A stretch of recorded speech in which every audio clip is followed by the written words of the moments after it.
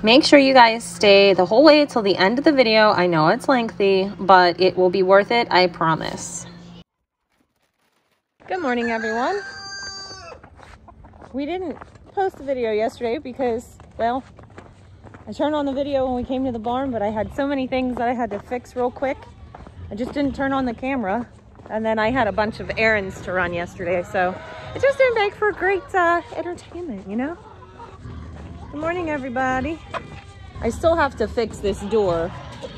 I need to get a nut for that so that I can hang it back on the trolley. Oh, this mud is just...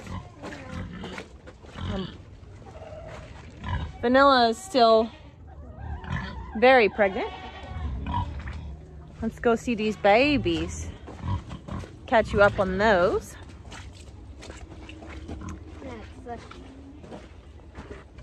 There they is. There's one. Where are we at here? Yeah. Over here. There's the other one. Can you see it? All right.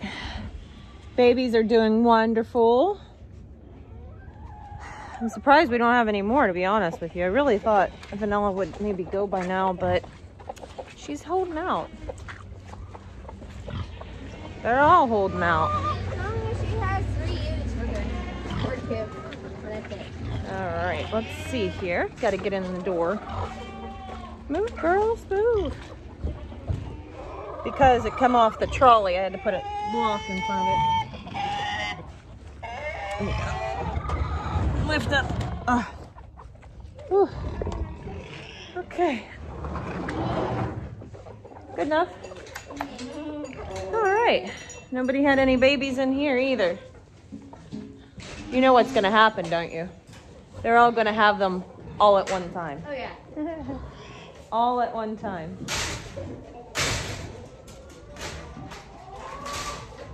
Hey, are you stuck? No, she's not stuck. Bridget does this until she gets fed. She'll just sit there and try to ram poor Freya. And Freya doesn't care.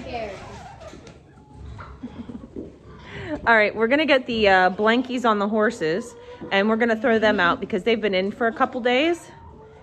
So we're gonna put those outside and then we're gonna get the animals fed and then I'll hop back on.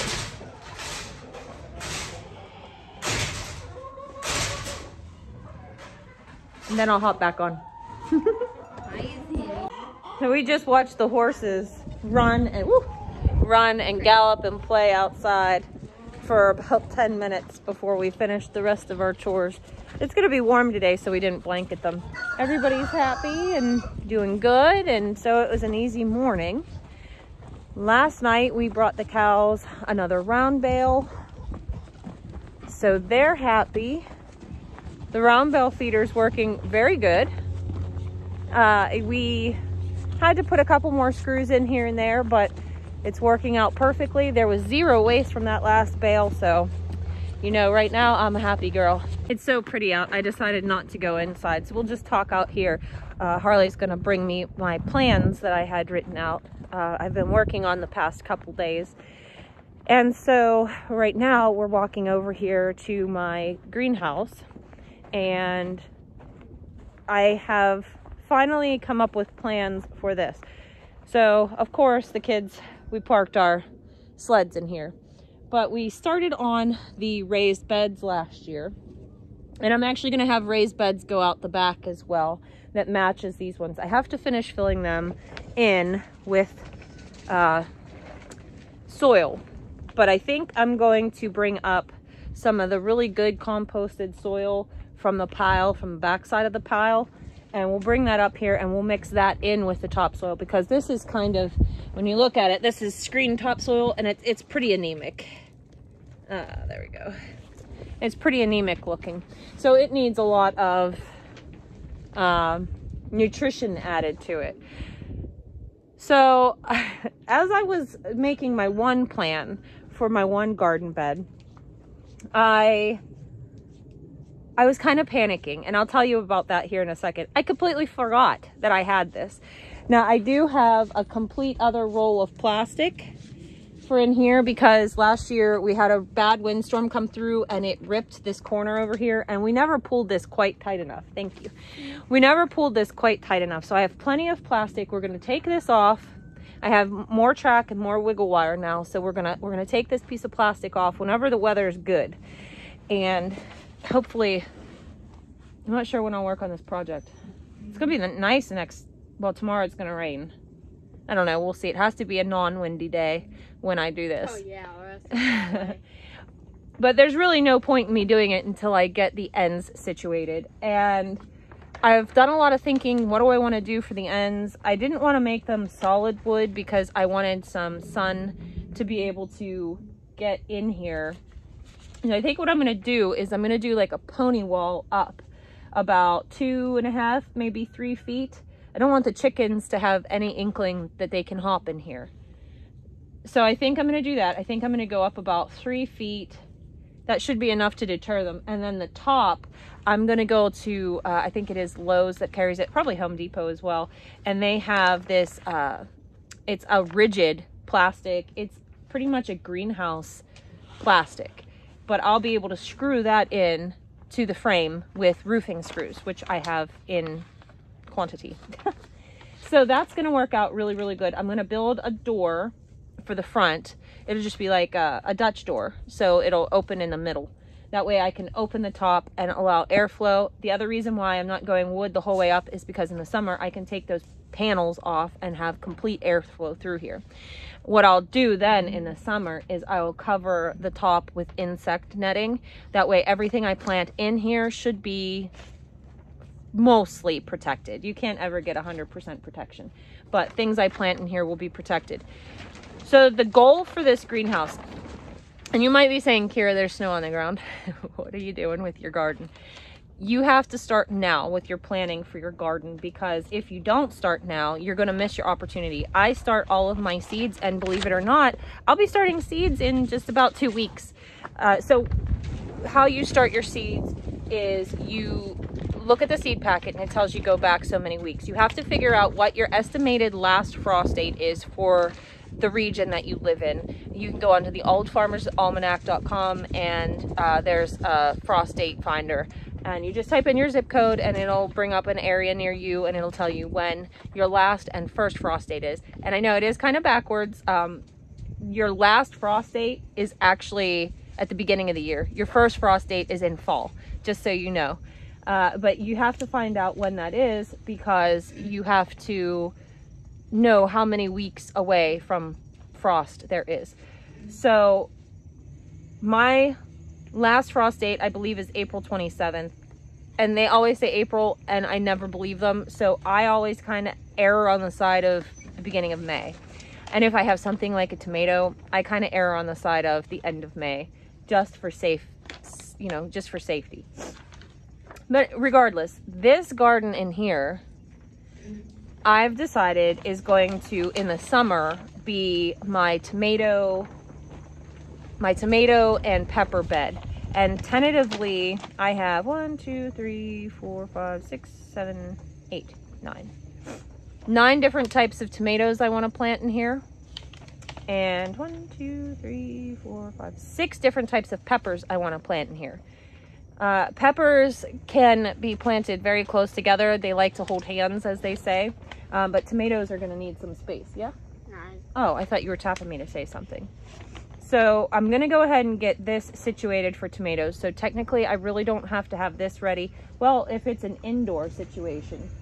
If I get this ready for the beginning of April, I might actually be able to plant those in here beginning of April, because it's covered, so I'll be protected from frost. I just have to watch the weather as it comes. That's half of, like 90% of gardening is watching the weather and planning accordingly. So knowing that that's my target, I have to get this finished and I have to get soil up here.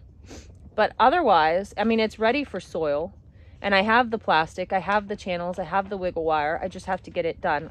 I have the wood to do this bottom part. I just have to get the insect netting and 2, 3 panels. No, the door I'm going to make. Yeah, I'm going to make the door. I'm going to frame it out of wood, and I'm going to use that plastic panel. And I'm going to make Dutch doors. So the top will open and the bottom will open. It'll be nice. Okay, and now, out the back, since I don't have it done yet, I'm not making plans for that. However, if it does come to fruition that I get this back section done, I mean, putting down the weed block and everything, if I do get that done, then I will probably continue with more peppers and more tomatoes out the back, because I have a pepper and tomato obsession, and I like to plant all the different peppers and all the different tomatoes under the sun. If you're asking varieties, I can go over that, but I'll probably do that in well, no, I'll just touch it real quick. This is my goal. I don't have all of these seeds, so I'm going to have to order them. So it's going to depend on if the seed company has these varieties in stock. However, for this particular greenhouse, as far as peppers go, I'm going to try Carmen peppers for the first time. I've heard really great things, especially about greenhouse growing with them.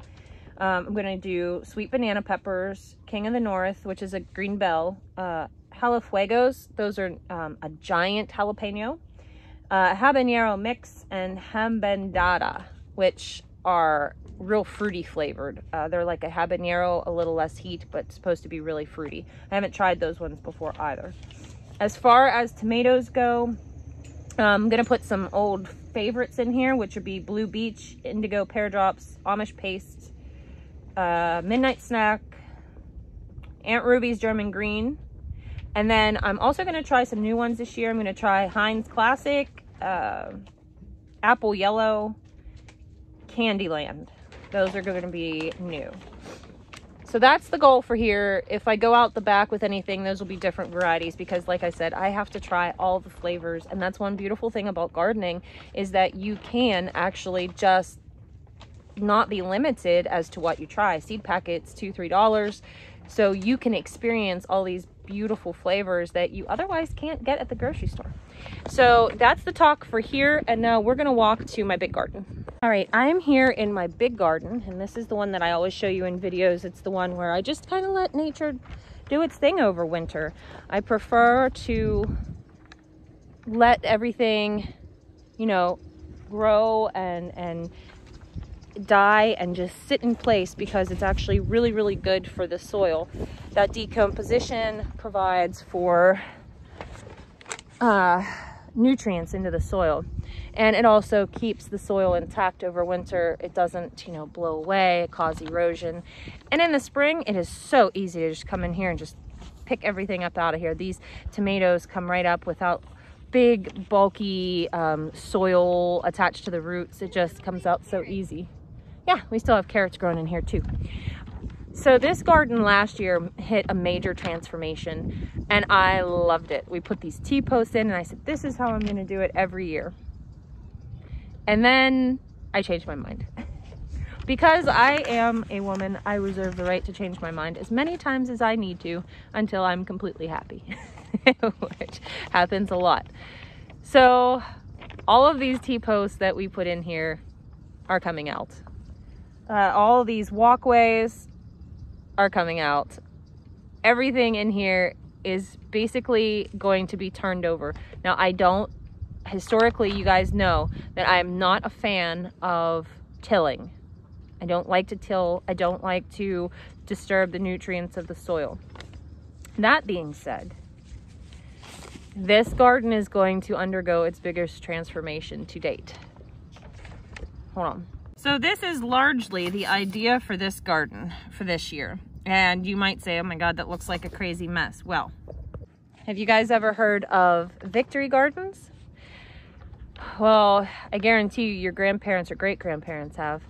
Victory gardens were a thing in World War II, back when the government wanted you to garden.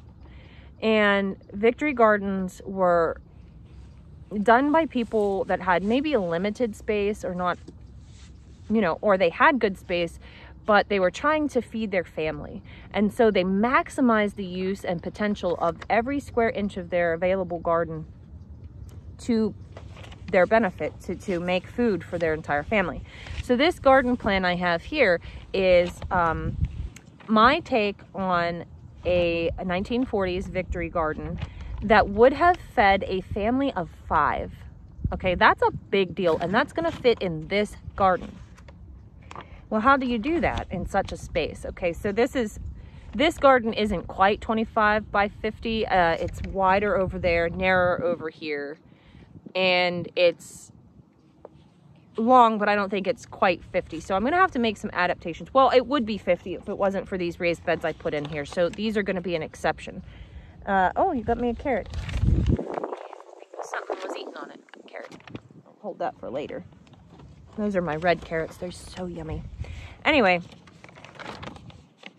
this garden, what you do is you plant things 18 inches apart. Some rows are going to be 24 inches, but and then here at the end you'll have a couple 30-inch rows. Aside from that, everything is squished together, and that way you have the maximum yield. Victory gardens also utilize succession planting. So right when you pull something out, you're putting something back in. You're going to start this as soon as you can work the soil with plants like turnips and rutabagas and carrots, things that don't mind the cold weather and will thrive regardless. They just might grow a little bit slower. You're going to start with that, and then you'll rip those out and you'll move right into something else. So I say this is an adaptation of that Victory garden because I took some things out that we don't love and I put some things in that I know we do love. But the trick is you have to use things that are similar in their growth pattern and their length of maturity, okay? So for example, this is just a small example. They had, not fava beans, lima beans. For one of the rows. I'm not a huge lover of lima beans, so I took that out and I put in Jacob's Cattle dry beans because I really, yeah, they are good. I do really like those, and I know that's a bean that I'll put in a soup that people will like and won't stick their nose up at. Carrots, we left in all the carrots. There's leaf lettuce and radishes. Again, not a huge lover of radishes, but they are really, really good if you saute them and roast them. There's bush beans in here. What was in this one row? I can't remember what they had in here. I want to say it was turnips. I don't remember what they had in this one row, but we went with celery instead because we know we like celery. There's just all kinds of things. Let's see what else. We have carrots and cabbage, followed by beans and beets, followed by onion sets, and onion sets, followed by all kinds of things. We have chard, more bush beans and parsnips, spinach. I'm going to do Kellogg's breakfast tomatoes in here, striped German tomatoes, Cherokee purple tomatoes, all types of cabbages. We're going to have herbs, lots of onion sets, kale, chard, lettuce. The goal, that's kale. Is that a leaf blower? Yeah. Okay. The goal of this garden is, one, fresh eating. So that's what you get to your lettuce and stuff like that. But two, the main focus of a Victory garden is things that store well. And so that's what I find fascinating. There's a lot of onions here, you know, carrots. That's a new vegetable. Carrots, turnips, rutabagas, parsnips, beets, you know, all of those things store very, very well. So I am mindful when I'm buying my seeds to get a variety that is actually going to store well, because it would defeat the purpose if I didn't. So this is going to give me that vintagey garden vibe where you walk into my basement and it's going to be a cold cellar, and it's going to have, you know, onions, braided onion sets hung from the ceiling, and just beautiful bins full of vegetables that have been seasoned and will overwinter, and then we will eat from this all winter long. So the Victory garden is something that I have wanted to toy with for a long time, but I didn't feel like I was there. I didn't feel like I was maybe a good enough gardener, or maybe I didn't feel like I had the space to do the gardening. But this year is the year. I feel like this is the year that we all need to start growing more food for our families. And in doing so, I'm pulling back a little bit of the market style garden that I did before, and I'm implementing a Anarchy Acres food storage, you know, garden.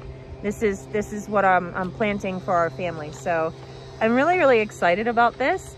Some things, like I said, the parsnips and rutabagas, we have tried in the past. We really like those things roasted. They're really great in soups too. So we're gonna go ahead and try for some of those. We know we love cabbage. We love sauerkraut. We like to eat it fresh. We like to put it in salads. So all of these things really do appeal to everybody in the household. That's one thing that you really want to focus on when you're planting your garden, is making sure that you're planting things that people in your house are going to eat. Because if you plant something that you're not going to eat or not everybody loves, what's even the point of doing it? You're spending your hard-earned time and money to plant something that's just going to go to waste, and that's no fun either. So we're going to do that with this garden, and I'm loosely working on plans for, we call it my wedge garden. I had potatoes up here before. I'm not going to plant potatoes this year because there's a local farm that I can get potatoes in bulk for a very reasonable price. Get some good fertilizer in there. Yeah, and we're just going to do that. Plus, I had meat birds in that run, so I know that soil is really nice and fertile. So I'm going to turn that over. I'm not exactly sure what I'm planting in there yet. Corn. I could do my corn. That's kind of narrow for corn. My kitchen garden, which is right up here in the front of my house, which is just raised beds, I think I'm going to put cattle panel arches in there, and we're going to grow some beans and some cucumbers, things that like to trellis. I might even do a couple different squashes to see how that goes. And then we're going to interplant that with probably some sunflowers and more beets and things of that nature. You know what would be good in there, maybe? What would be good in there? Like watermelons. Yeah, I was thinking we could do melons in there. We don't have a good past of watermelons. No, we don't have good history. Now, my back two garden beds, which last year were just the bane of my existence. When I planted my squash garden, it's huge. It was the first year that I tried to plant anything there. The soil was pretty shoddy. It was pretty poor, very rocky, very dusty. And I started a lot of seeds for that garden bed with intentions for that to be a no-fail garden, which it didn't fail, but it had a lot of failures in it. And the reason why is because we experienced a drought last year, really, really bad at the time of seed starting. And I wasn't able to water them as much as they should have been watered. And therefore, I just had really, really terrible luck. And then when things did start growing, deer jumped in there and groundhogs jumped in there, and squash bugs and pests, they came galore. So this year I'm remedying the deer and groundhog problem by my grandmother sent me home a bunch of cinder blocks. And of course, you know, I told you before, I collect all these things. I'm like a mouse or a squirrel or something. I collect all these little things and stash them until I need them. Well, Jeff wasn't thrilled that I brought home Cody brought me home all of these cinder blocks. And so this year, Caleb is going to take his excavator and he's going to dig me a trench around my garden, and we're going to line it with cinder blocks, and then I'm going to put the fence right down on top of it or slightly down in the ground with those cinder blocks. That way the groundhog would have to work a lot harder to get under the fence into my garden. We'll see if that works. Leave me a comment down below if you think it will. We're also going to build the fence up, and then I'm going to go up above the fence with my good old-fashioned redneck deer deflectors, which is my baler twine and pop cans, and that works really, really well. But we're going to go up even higher with that than we did last year. I'm going to do that in my round garden as well. My round garden, we did melons in last year. We did beans and celery, and the groundhog again had its way, and I'm going to take care of that. Celery, kind of. And celery, yeah. Yeah. And then I just got so depressed with it, I let the weeds overtake it, and it was just a lost cause. And chickens. Yeah. So we're gonna fix that up, and we're gonna plant back there again. I think I'm still gonna stick with the melons and the squash bed the way that it was.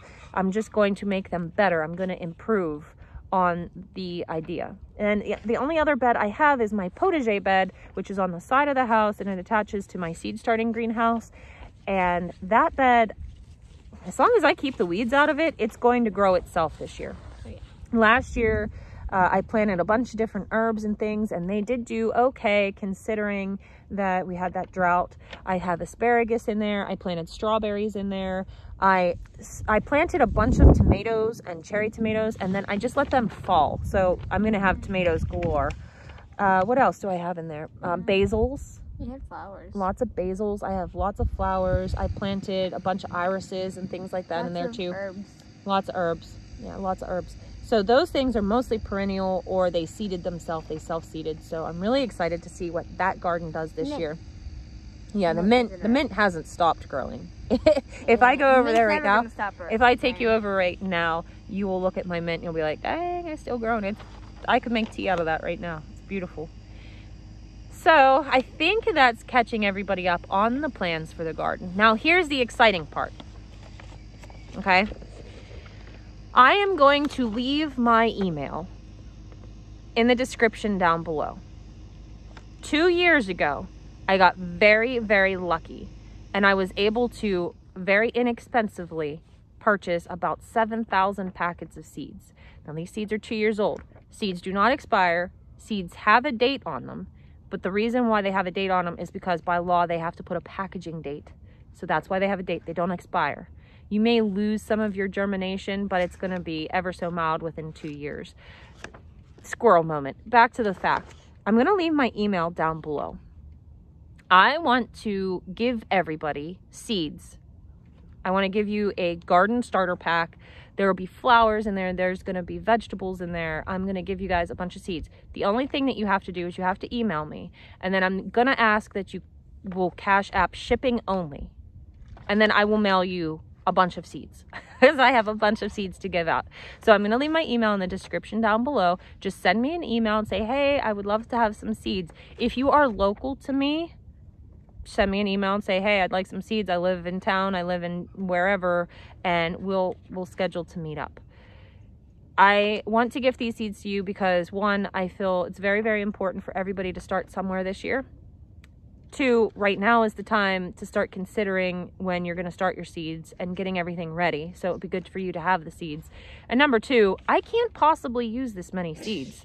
You have over like how much? I know. I can't possibly use that many seeds.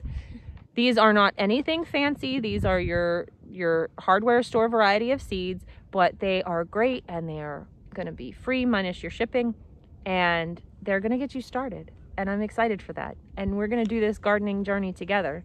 And I hope you all join me on this voyage. So with that being said, I'm going to get off of this rather long video today. I hope you stuck to the end. I hope you send me an email and I will send you out some seeds. I hope you guys have a great day, and we will see you guys in the next video. Bye. Bye.